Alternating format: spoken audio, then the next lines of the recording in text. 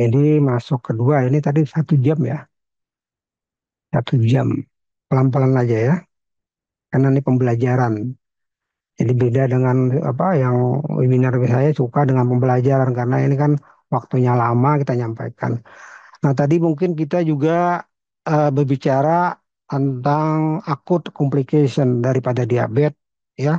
Salah satu krisis hiperglikemia, jadi bisa di KA, bisa HHD atau KAHONG ya. Atau bisa juga dengan severe hyperglikemia. Ini yang paling sering terjadi, terutama pada kasus-kasus tadi karena penggunaan obat-obatan, ya. Kalau dia minum obat atau disuntik tapi tetap tidak makan, sering terjadi nggak makan, malas makan, tapi tetap diobati, tetap disuntik oleh keluarganya, makanya itu ya sehingga terjadi hipoglikemia yang berat. Kalau yang kalau diagnostiknya kan 70 tadi ya. Tapi kalau berat sampai 25 sudah koma dia ya. Sering sering sering terjadi apa terjadi kejadian-kejadian yang datang dengan koma. Koma, kadang napasnya diam, nggak kosmo apa, bingung apa gitu ya. Tapi biasanya ada teman-teman dokter gitu itu udah pinter dia. Langsung berpikir, wah ini ada koma hipoglikemia, langsung dicek gula darahnya. Habis itu langsung ambil di 40, ya kemudian infus 10 dan sebagainya. Ini beberapa current selling dan emerging terapi ya. Nah ini mungkin kita bicara tentang definisi dulu. Memang ini hipoglikemia ini banyak faktor yang penting ya. Inilah yang membatasi untuk terapi glikemik kontrol diabetes individu. Jadi kadang-kadang sebagai pengobat ya, baik itu dokter maupun perawat, kadang-kadang bingung juga kita kasih obatnya apakah nanti terjadi hipoglikemia atau berhasil tidak. Nah itu kadang-kadang maka individualis. Jadi kalau misalnya pasien-pasien diabetesnya harus memang kontak rutin. Kalau dia punya alat, nanti diberitahu, Bu, nanti 3 hari dicek ya gula darahnya puasa berapa, misalnya habis itu habis itu minum suntik atau minum obat makan berapa 2 jam. Nah itu harus diinformasikan ke dokternya mungkin melalui konsultasi telemedicine atau yang manual misalnya dengan WA dan sebagainya. Karena untuk mencegah terjadi hipoglikemia. Karena hipoglikemia sering terjadi pada kasus-kasus di mana orang menerima pengobatan diabetes ya. Malah di American Association of Clinical Endocrine ACA itu merekomendasikan itu HbA1-nya 6,5. Nah, kalau sudah di bawah itu juga akan meningkatkan risiko hipoglikemia. Pemberian obat-obatan intensif glikemik kontrol ya itu akan walaupun dia akan mencegah atau delay terhadap development of microvascular complication seperti retinopati, nefropati, dan neuropati ya. Tetapi juga berapa namanya berbahaya terjadi hipoglikemia. Malah hipoglikemia ini kan increase of risiko of hipoglikemia ya, dengan agresif target glikemia. Bahaya memang. Kalau segi bahaya sih sebenarnya kalau ke otak bahaya hipoglikemia karena otak itu paling rentan terhadap perubahan daripada kadar gula ya. Akhirnya bisa malah sering saya menemukan adanya kasus-kasus di mana ada ya brain atrofi, ada multiple infark ya pada kasus-kasus yang hipoglikemia. Jadi pernah saya melamang sendiri pasiennya dengan hipoglikemia bagus beberapa hari tahu-tahu turun kesadarannya, kadar gulanya sudah bagus normal, ternyata di CT scan banyak multiple infark ya, banyak terjadi brain atrophy dan sebagainya. Jadi hati-hati. Ini definisinya ya, dari definisi memang disebutkan adalah ya, jadi kalau ini memang definisi merupakan keadaan kadar gula yang cukup rendah ya, dengan menimbulkan gejala dan simptom termasuk impair brain and function. Tadi sudah mulai koma dan sebagainya. Tapi di Indonesia kurang dari 70 ya. Di beberapa buku ada 60. Kalau buku-buku di Indonesia rata 60. Tapi di buku-buku Asia luar negeri ini 70 ya. Nah, jadi important serius hipoglikemia biasanya kalau kadar gulanya 54 ya. Tapi di Indonesia saya beberapa itu ada 30, 25 kayak nggak salah ya. Nah, ini tergantung dari severe clinical signifikan hipoglikemia. Semakin dia berat, semakin kelihatan. Kemudian juga rendahnya karbonisa itu mempengaruhi hormon, ya, Empire hormon contrarregulation dan lacking hipo. Jadi kalau misalnya kontraregulasinya juga rendah, hormon glukagona tidak respon, maka memperberat ya. Karena kan kalau sudah rendah orang normal, misalnya ada hipoglikemia, kurang makan apa, maka terjadi counter regulation, pembentukan gluconeogenesisnya ya. Tapi kalau misalnya pada kasus-kasus orang yang diabetes yang lama dan sebagainya, biasanya memang ada gangguan daripada hormon counter regulation. Kemudian juga timbulnya gejala neurogenic system atau kognitif, ya, biasanya terjadi di level yang di bawah. Itu akan meningkatkan risiko terjadi hipokalemia yang berat.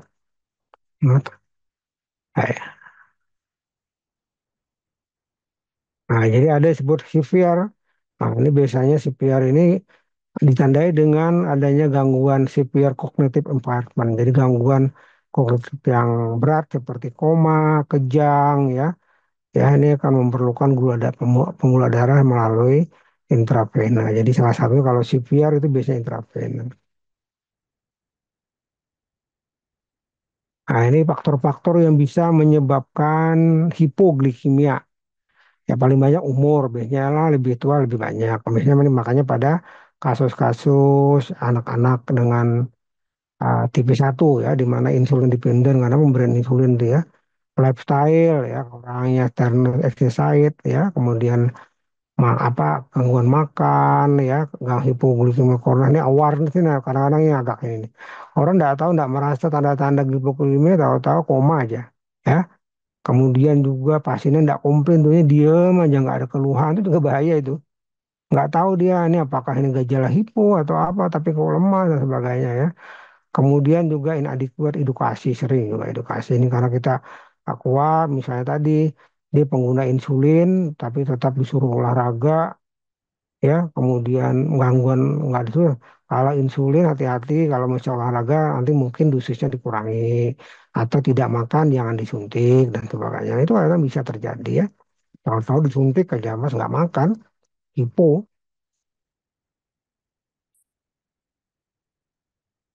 Nah, ini juga feeding habitus, kebiasaan makan lemak ya, juga ya, alkohol juga meningkatkan itu ya.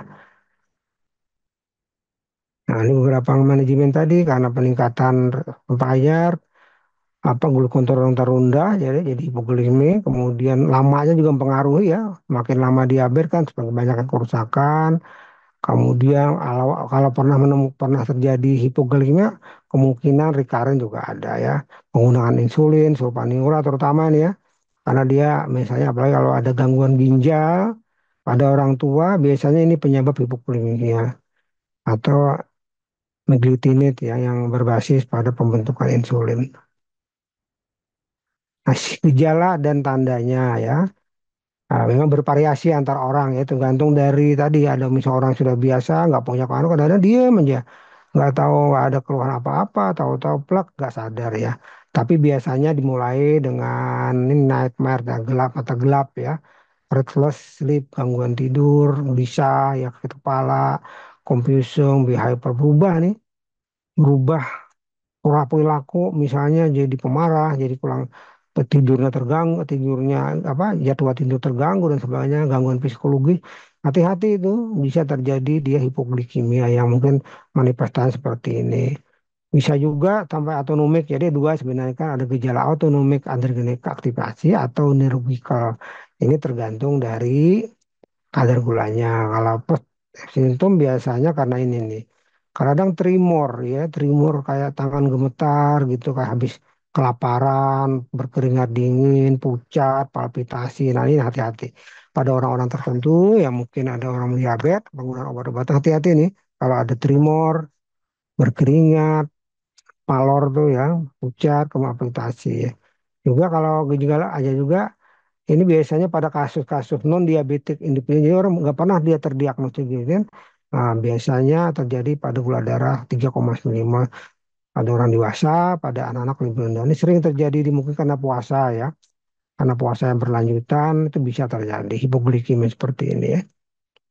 Nah, ini skemanya yang jadi pegangan. Jadi kalau pada individual, healthy individu biasanya ada alarm sign-nya. Alarmnya biasanya bisa bentuk adrenergic symptom ya. Biasanya kadarnya 60 nih. Kalau 60 ini sudah mulai. Kalau orang normal kan 70. Ini misalnya kalau pada misalnya kalau kalau apa 90 ini terjadi sekresi insulin. Kemudian kadar turun 70 di counter dengan glukagon ya terjadi gluconeogenesis. Nah, kalau misalnya lebih berat lagi melalui sekresi epinefrin adrenalinnya ya. Nah, kalau growth hormone ini ada orang normal ada kompensasinya ya. Bisa terkendali ya ya terkendali semuanya.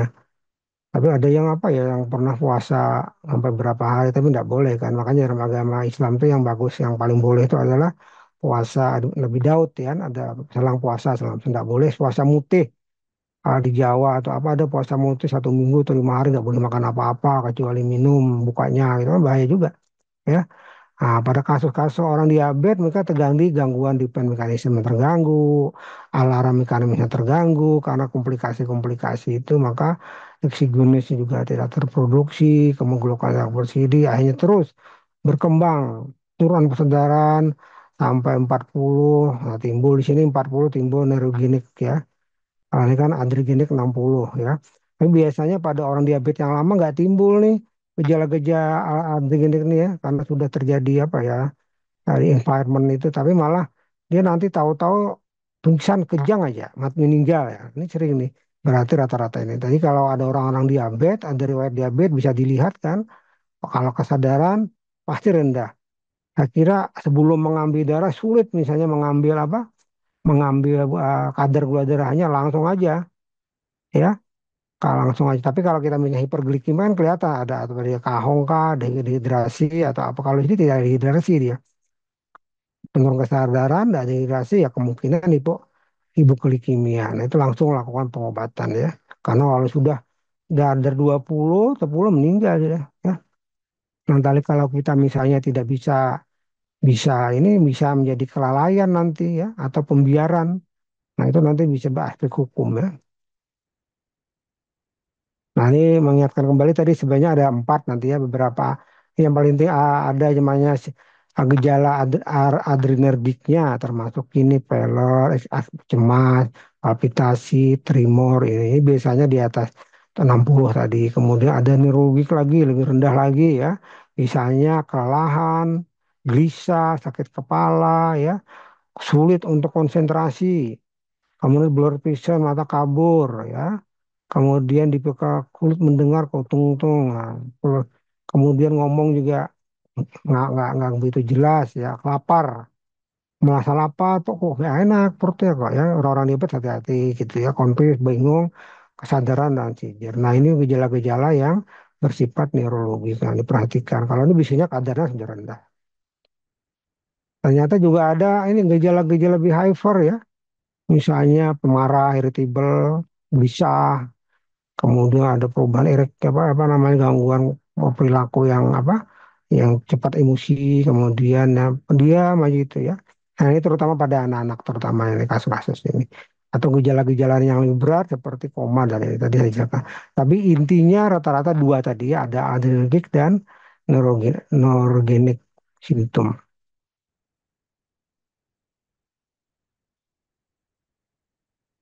Nah ini manajemennya ya manajemen. Nah, ini paling penting bahwa prevent uh, pencegahan hipoglikemi itu sangat penting ya. Satu bagian dari emergency medical. Pencegahan loh ini, bukan pengobatan. Pencegahan. Karena apa? Hipoglikemi itu bisa menyebabkan kerusakan pada otak dan kematian. Berbeda sama tadi saya bilang pada hiperglikemi. Kalau ada kasus diabetes, datang ke UGD dengan penurunan kesadaran, itu aja yang kita miliki data. Lebih baik pasang ini, kalau apalagi kalau tidak tanda-tanda hidrasi, kasih gula darah.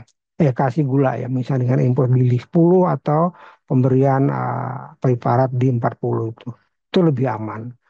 Emergency kalau nggak ada nanti kita lihat kan ya apa. Tapi biasanya di IGD kan udah lengkap ya pemeriksaan darah itu lengkap itu saya bisa langsung terdiagnostik. Langkah pertama untuk mencegah, ini saya bicara pencegahan dulu ya.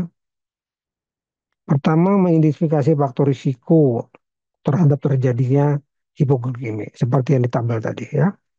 Ya, kemudian edukasi kepada keluarganya, pasiennya, ditanyakan dan sebagainya kan. Kemudian juga praktis readjusting dengan ini pemeriksaan self namanya kan. It should include adequate diabetic self management education ya, dengan pemeriksaan gula darah yang rutin, appropriate pemberian obat-obatan ya daripada insulin dan sulfanylurea yang paling banyak kan. Sulfanylurea ini karena dia sebagai fungsi adalah membantu produksi insulin ya. Kemudian replacement management dan sebagainya. Yang tidak kalah pentingnya adalah edukasi terhadap risiko ini. Jadi kalau pasien diabetes harus diceritakan Pak Bu, nanti kalau minum obat ini nanti ada gejala-gejala seperti tremor, lapar, kemudian lemah dan sebagainya. Ibu penolongan pertama dengan minum air gula 1 gelas itu atau ada permen atau apa dan sebagainya. Nah karena itu sangat penting karena kalau sudah terjadi hipoglikemia lebih berat. Bahkan bisa kematian. Kalau kalau kalau tadi kita bicara KAD, itu kematiannya bukan karena KAD-nya, kematiannya karena kerusakan edema edema apa? Edema paru sama edema cerebre akibat overload cairan. Tapi kalau ini enggak langsung berhubungan ya, jadi hati-hati. Nah, ini manajemennya kalau misalnya dia bisa minum, kan dikatakan minum ya. Biasanya nih yang paling penting gini, biasa ada night time hipoglikemia. Terutama kalau mungkin pemberian obat-obat obat-obat sulfanylurea tadi juga bisa atau obat-obat metformin itu hati-hati kan. Kalau proses gluconeogenesisnya terhambat, ada gangguan fungsi hati misalnya. Kalau fungsi hati kan terjadi itu bisa terjadi hipoglikemia, maka disuruh makan sebelum tidur ya, minum air gula sebelum tidur, nggak apa-apa kalau dia diabetes ya, tapi bahaya nanti kalau tahu-tahu bangun nggak bangun paginya ya karena minum obat tadi atau pemberian long acting insulin ya, kemudian tahu-tahu nggak bangun, dibangun nggak ada ngorok aja, biasanya ngorok ya, bukan kosmol ngorok, biasanya ngorok ngorok ngorok, nah, udah hipoglikemi insya Allah itu ya, nah itu. Nah, kemudian juga pemberian strategi reduce hipoglikemia ini risiko-risiko penting tuh yang paling prevent tadi secara untuk pasiennya ya. Nah, ini baru yang pada kasus-kasus akut, ya pada kasus-kasus yang berat. Tapi bisa juga nih, misalnya ada tablet gula kan ada, yes, permen, atau kalau bisa itu pasien-pasien itu dibawa. So, kalau yang penggunaan obat-obat hipoglikemi itu ya, atau obat-obat diabetes itu dia di dalam kantong tuh harus bawa tuh ada permen, candy yang gampang meleleh itu apa itu harus ada. Kalau udah merasa ada gangguan hipoglikemi gejala awal langsung ada dia. Nah, pada kasus-kasus yang terjadi berat ya, terjadi berat misalnya ya tadi karena nggak bisa minum bisa makan maka pakai infus atau pakai ethereal dose melalui dari glukosa 10% infusnya atau apa melalui injeksi di 10 ya. Nah, jadi kalau pada kasus-kasus berat itu diperlukan misalnya pada kasus tidak sadar maka parental terapi ya. Kadang ada juga nih untuk glukagon. Nah, kalau misalnya ada ini nggak respon, nggak apa, kok nggak ada namanya ada intranasa glukagon untuk memacu dari counter glukulasinya. Kemudian ya itu. Kemudian ada infusi. Nah, ini paling penting ya. Pengalaman kita kalau misalnya hipoglikemia karena obat, misalnya paling itu gelibin klamid biasanya itu ada orang tua itu harus di follow up tuh minimal 2 hari. Kalau dulu di Sanglah itu 3 hari, ya 3 hari minimal 3 hari dirawat karena bisa kan apalagi kalau misalnya ada gangguan fungsi ginjal sehingga kadar daripada glibenclamid itu tetap aja ya bisa memacu dari pembentukan insulin dan terjadi hipoglikemi. Nah, ini algoritma ya, ini yang perlu perlu dipahami ini merupakan bagi IMED ya, kegatelan ke dalam. Jadi kalau yang sadar sebenarnya kan bisa kasih minum aja ya, minum air glukosa ya, kemudian suruh minum obat diabetesnya diberhentikan, pertahankan glukosanya 200. 200 ya, 200 cari penyebab, jangan jangan kurang, karena kurang nanti bisa. Ya. Kalau tidak sadar ya ini suntik 50 cc di 40 bolus atau bisa infus 0,1 per kilogram dan bila penyebabnya insulin. Kemudian ya dicek ya per 6 jam mana ya, diberikan lagi di 10 per 6 jam. Jadi bisa 4 kali ya pantau glukosa. Nah ini malah setengah jam. Kalau dari American tadi 1 jam, tapi di PUBG itu setengah jam harus dicek ya. Kalau belum sadar, kemudian misalnya gula darah masih kurang dari 100, suntik lagi di 40 ya, 2 flash ini 40 cc, kemudian pantau setengah jam ya. Belum sadar, suntik lagi itu. Kalau belum sadar lagi, nah baru kita bisa masukkan obat-obat counter regulasi. Kalau yang ada biasanya sih dexamethasone, hidrokortison ya. Kemudian itu kalau kalau kadang bisa diberikan manitol kalau misalnya tanda-tanda ada gangguan kesadaran itu akibat dari edema otak, akibat dari hipoglikemi. Jadi hipoglikemi ini bisa menyebabkan edema otak juga ya. Karena artinya biasanya karena akibat dari metabolisme anaerob ya. Ini algoritmanya harus dipahami. Ringan ringkas saja ini. Nah ini penggunaan glukagon. Nah ini yang tadi yang challenge yang baru glukagon. Kalau kayaknya di beberapa daerah belum ada ya, belum, kita di Indonesia nggak terlalu banyak nih glukagon ya. Ada yang intranasal, ada subcutaneous ya, ada apa ini, ada emergensi, ada biasanya ada paketnya itu ya. Ya ada dry powder ya, berbentuk cairan. Biasanya di UGD ada ini. Biasanya tapi yang melakukan ada konsultan manajer apa EMD ya. Jadi tetap mengatakan bahwa ada kemungkinan kalau sudah kortis itu tidak bisa, ya udah kita beri glukagon karena berbahaya sekali hipoglikemianya. Rata-rata memang ada prolong koma yang lama atau meninggal ya, dan saraf putus saat tidak ada defisit saraf, defisit neurologinya tidak ada, semua sama ya. Nah, biasanya karena ini hipoglikemia yang berat, terjadi edema, terjadi brain damage daripada kerusakan otak dan sebagainya. Ya, saya kira itu dari saya ya. Nah, ini beberapa buku saya insya Allah akan sudah terbit ini ya. Bagi yang suka manajemen rumah sakit nih. Nah, ini ada 6 buku insya Allah yang akan segera kita terbitkan. Demikian Dokter Melati, moderator dari saya. Mudah-mudahan bermanfaat. Nanti kita diskusi sama-sama ya.